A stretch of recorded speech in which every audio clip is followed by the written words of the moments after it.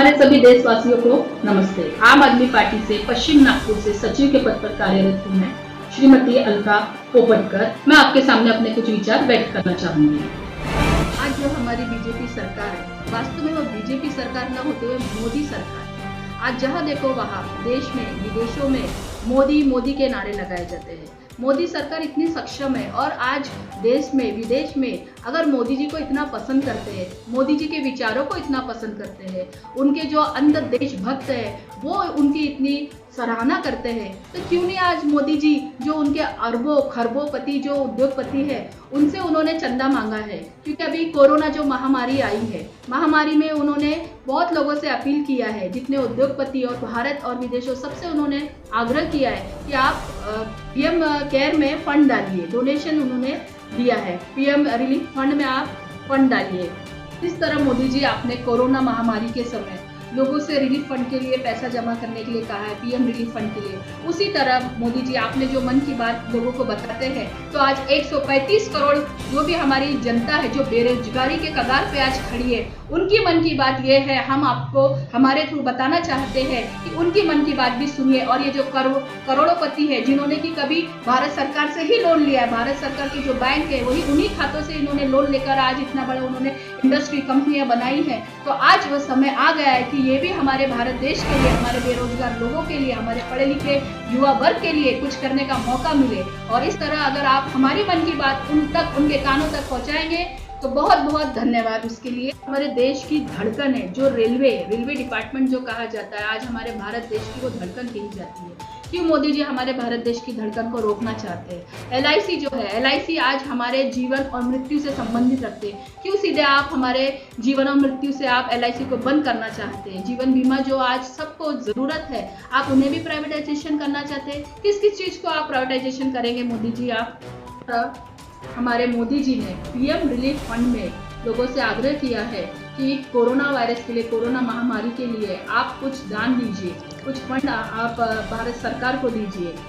But आप एक बात बताइए मुझे, ये महामारी 6 महीना, साल भर, हो सकता है 2 साल भी चले, पर जो अभी हमारे भारत की जो बेरोजगारी बढ़ रही है उसके बारे में क्यों नहीं मोदी जी कहते हैं कि हमारे सरकारी जो कर्मचारी है, सरकारी जो हमारे कार्यालय है वो आज बंद हो रहे हैं। जो मोदी सरकार कह रही है कि हम रेलवे बंद कर देंगे, हम एलआईसी बंद कर देंगे, तो क्यों नहीं एक जो करोड़पति है जो इसी धरती से पैदा हुए, इसी भारत में उन्होंने अपना कंपनी चलाया है, इसी भारत के जो मजदूर है, जो पढ़े लिखे वर्ग है, जो युवा वर्ग है, इन्हीं लोगों ने अपना थोड़ा भी सहयोग जो भी कंपनियों को दिया है, क्यों नहीं ये कहते हैं कि ये आज हमारी सरकार के जो कार्यालय है वो डूब रहे हैं? तो क्यों नहीं आप अपने करोड़पति उद्योगपति लोगों से आग्रह करते हैं कि हमारी सरकारी नौकरी बचाने के लिए या हमारे सरकारी कार्यालय बचाने? हम सभी के जाने माने जो भारत में ही नहीं पूरे देश में उनकी ख्याति है और उनका नाम है मुकेश अंबानी जी। आप इनके बारे में तो सभी जानते हैं, कुछ उनके लिए स्पेशल बोलने की ज़रूरत या बोलने की ज़रूरत नहीं है।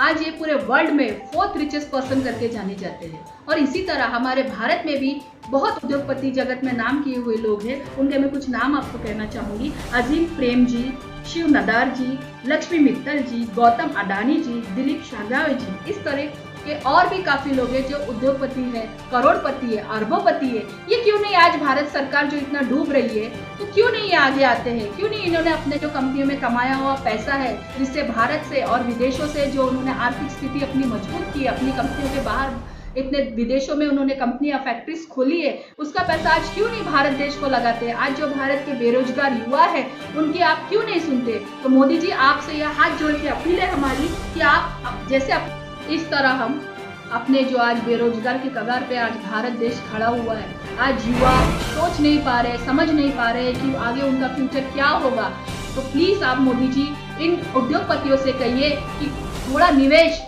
जब जैसे अभी हमने प्राइवेट कंपनियों में सरकार ने आपको मदद किया है बैंकिंग से लोन लेकर, उसी तरह आप भी अपने कंपनियों का कुछ आर्थिक हिस्सा, जो हमारे सरकार डूब रही है, सरकारी कर्मचारियों में जो तकलीफ हो रही है, वो जो परेशान हो रहे हैं, उनकी आर्थिक, सामाजिक और मानसिक स्थिति जो असंतुलित हो रही है, उसे आप सुधारिए, उसे आप एक मौका दीजिए। इसी को देशभक्ति कही जाती है और इसी तरह से हमारे भारत देश फिर से आगे आएगा और सभी खुशी से रहेंगे। तो प्लीज मोदी जी और बीजेपी सरकार से ये निवेदन है कि आप इस बारे में सोचिए और हमारी भावनाओं को समझिए।